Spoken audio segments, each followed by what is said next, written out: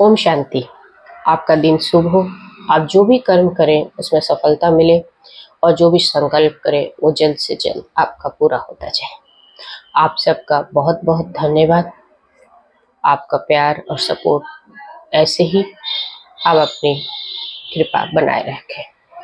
मेरी यही शुभ भावना और शुभकामना है। आपका दिन शुभ हो।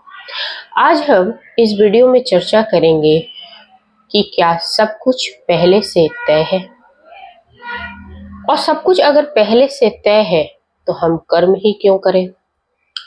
सब कुछ प्रारब्ध का खेल है तो नवीन कर्म करने की क्या जरूरत है। तो हम पहले समझते हैं कि क्या सब कुछ पहले से तय है।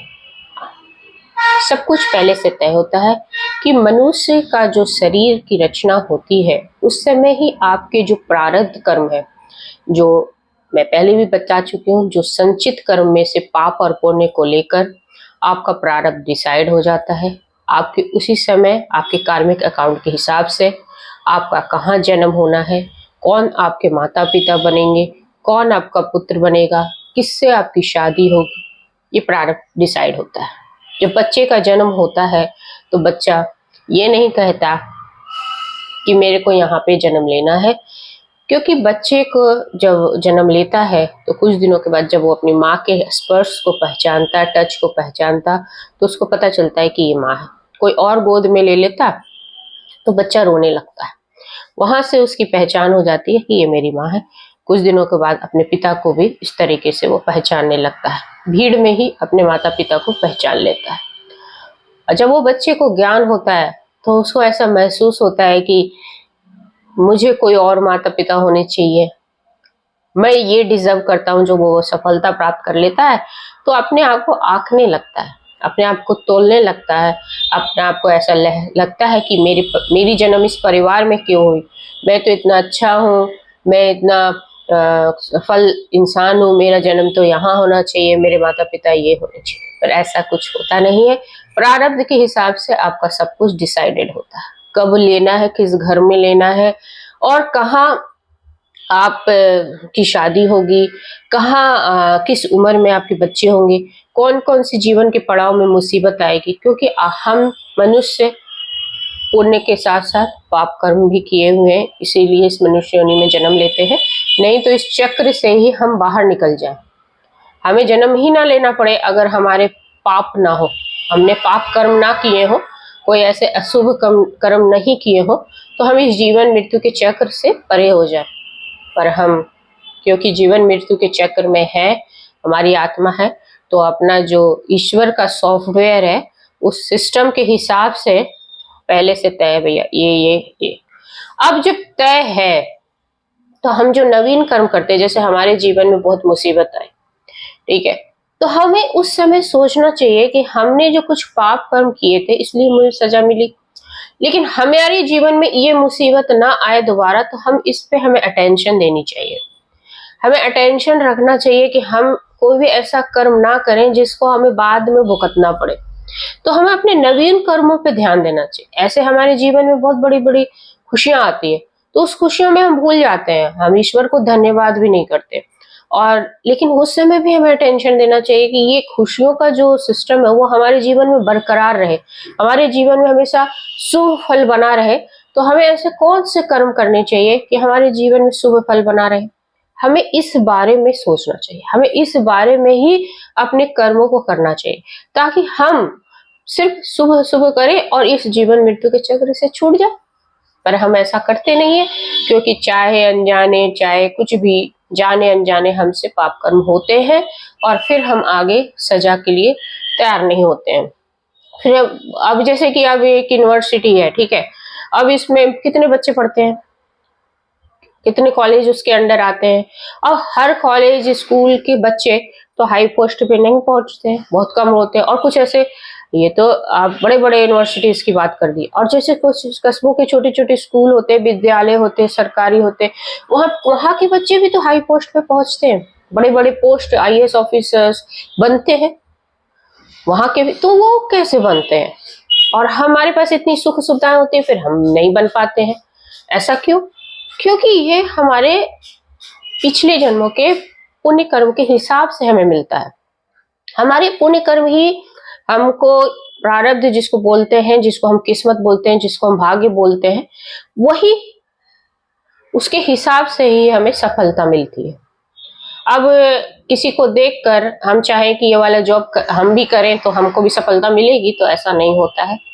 आप उसको देखकर आप चाहोगे कि वो यूट्यूबर बन गया है, उससे इतने पैसे कमा रहा है, तो मैं भी ऐसा ही चैनल खोलूं, मैं भी कुकिंग चैनल खोलूं और उसमें नाम कमाऊं, तो पॉसिबल है? नहीं है। क्योंकि वो कुकिंग चैनल खोला और वो नंबर 1 पे है आज, तो उसका रीजन ये है कि उसको इंटरेस्ट भी था, पैशंस भी था, प्लस उसकी किस्मत भी थी कि वो एक क्रिएटर बनेगा, वो एक क्रिएटर बनेगा, साथ साथ वो ऊंचाई पे पहुंचेगा।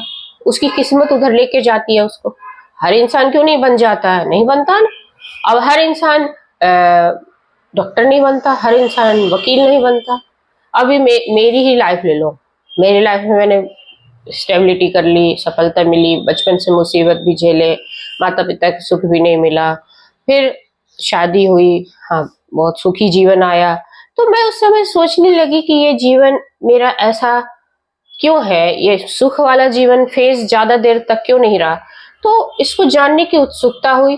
फिर मैं अध्यात्म की तरफ मुड़ी और फिर अध्यात्म का आकर मेरे मन में एक स्टेबिलिटी आई कि हाँ, मैं इस चीज को आगे झेल सकती हूँ, इस चीज को आगे पा सकती हूँ और इस चीज को मैं स्टेबिलिटी, मेरे जीवन में एक मुकाम आ सकता है।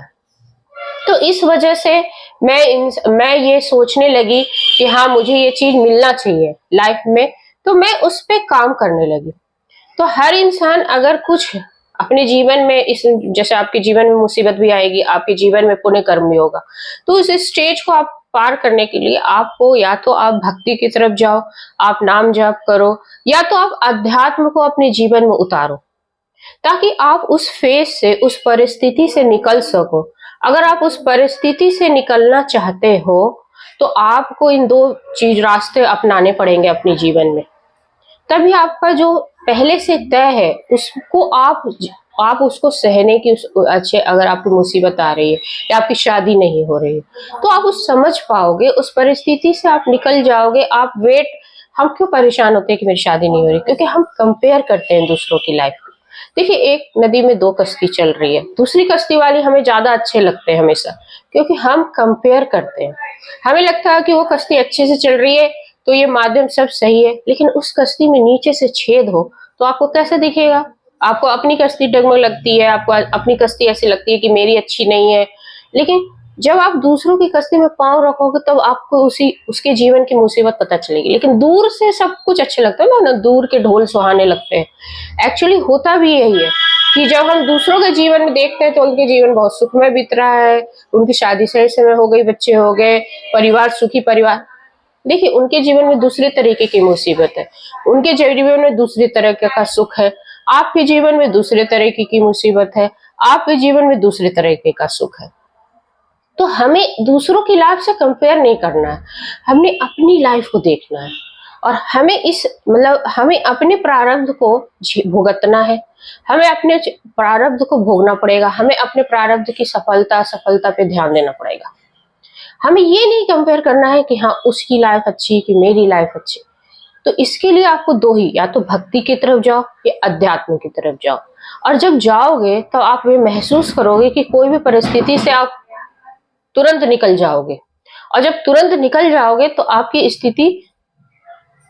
मन स्थिति एकदम शांत हो जाएगी। तो सब कुछ तो पहले से तय है, लेकिन उस चीजों को समझना चाहिए हमें, तभी आप आगे निकलोगे और तभी आपकी स्थिति अच्छी होगी। होप सो आपको ये वीडियो सही लगी हो, आप समझ गए हो। ज़्यादा से ज़्यादा लाइक सब्सक्राइब करते रहिए, मेरे चैनल को अपना प्यार देते रहिए। आपका दिन शुभ हो। ओम शांति। जय हिंद, जय भारत।